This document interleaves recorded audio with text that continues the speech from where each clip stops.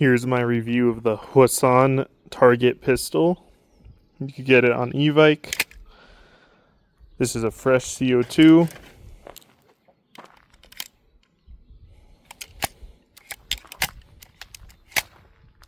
This gun has a little bit of problems with locking properly.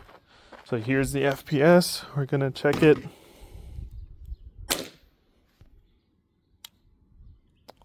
Misread my chronograph here.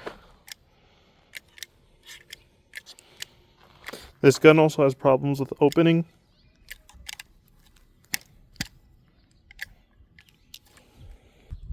Took me a second to open it.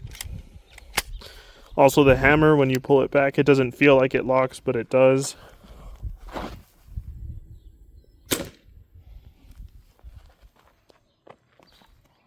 My chronograph isn't reading right.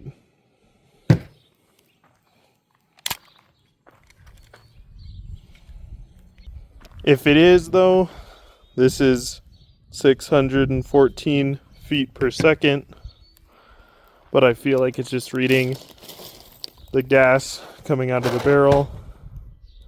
Highly doubt it's accurate.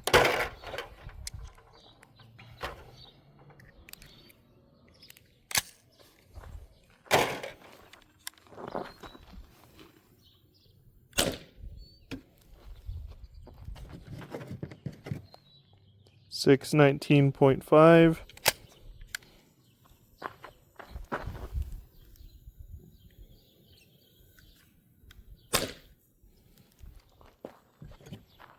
$598.7 feet per second.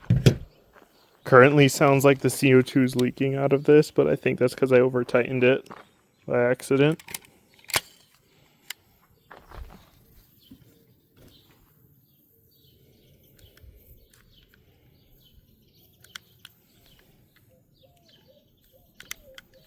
Now the gun doesn't want to shoot. Now the gun's deciding to shoot. And it's not wanting to work again.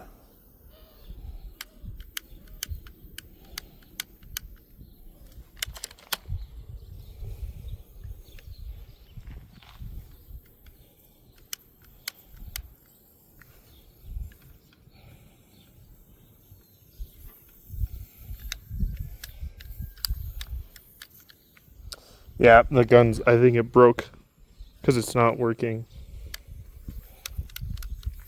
Okay, I found out my issue is this little tiny piece right here was going forward to the point where I cannot even pull the trigger back. So I don't know if what this piece is for, what it's needed for, because when I got the gun, it just came in a brown box, pink plastic, and then the shells and stuff. That's it. No instructions, no nothing. So for now, I'm just going to remove this piece and put it back in if the gun fails to work. Piece is located right behind the trigger here, so just in case you ever need to remove it. And I used this size, so metric. I used I think this is a 1.5. I used this to remove it. Okay, I also just want to clarify the gun stopped working because of that, and also the CO2 was leaking because I didn't tighten it enough. So that was just a rookie mistake on my part.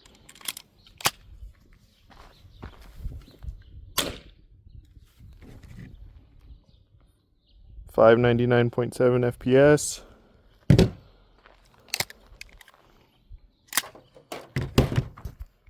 I do also want to say these shells it comes with, the tips of them were trying to come off. They screw off, I guess, and it looks like they were coming off because they were screwing to the left. So if they come off for you, try to screw them to the right and possibly put Loctite on them, I'd assume, because I don't think you're supposed to be able to take them apart that easily.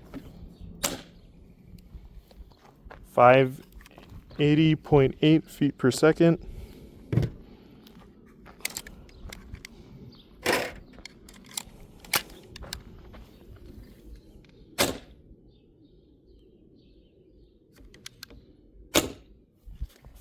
And the same 580.8. Okay, now let's go to the accuracy testing. A recording on both phones. I'm gonna aim for, let's get this camera set up better. Aiming for the spray paint can on the very right. Here we go.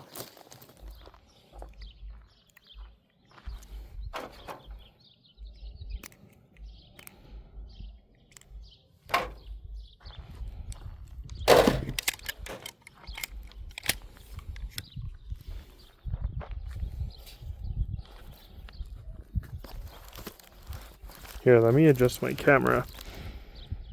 Spray paint can on the very right.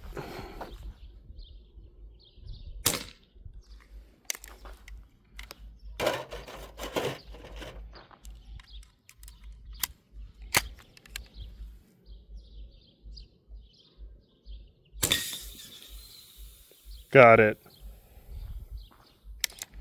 And that BB is crazy. It went through, it pierced the can. This is an extremely powerful airsoft gun.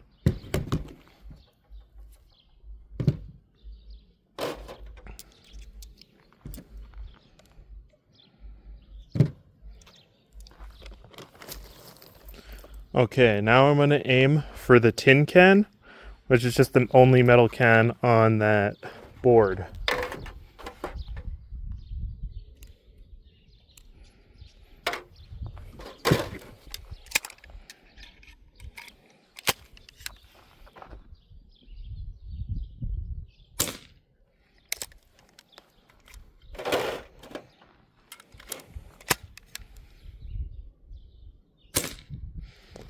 Okay, missed 2 times.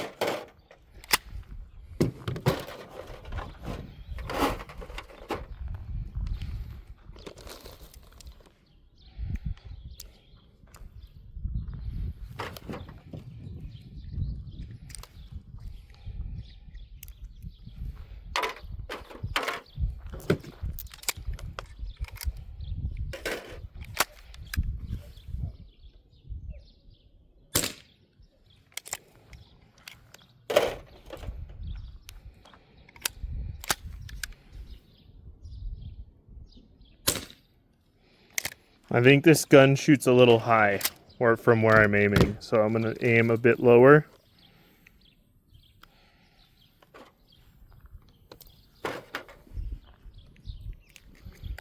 And this CO2, okay, so the CO2 thing is coming loose again. I hear it leaking. Every now and then I need to tighten it again. So that's another, I guess, a flaw with this gun is it will just randomly come loose, this part that holds the CO2. So that's something to be aware of if you buy this. Okay, it looks like I hit that time, so I think I'm right. This gun's shooting higher than the sights are. Definitely, yeah. So let's try to see now, just for a fun thing, how fast I could reload with this gun. So I'll have this in my offhand.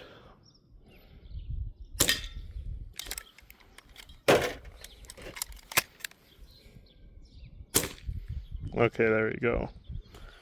So that concludes the review for this gun. I'd say if you remove this piece that was here, and oh yeah, that's another thing I need to show you, is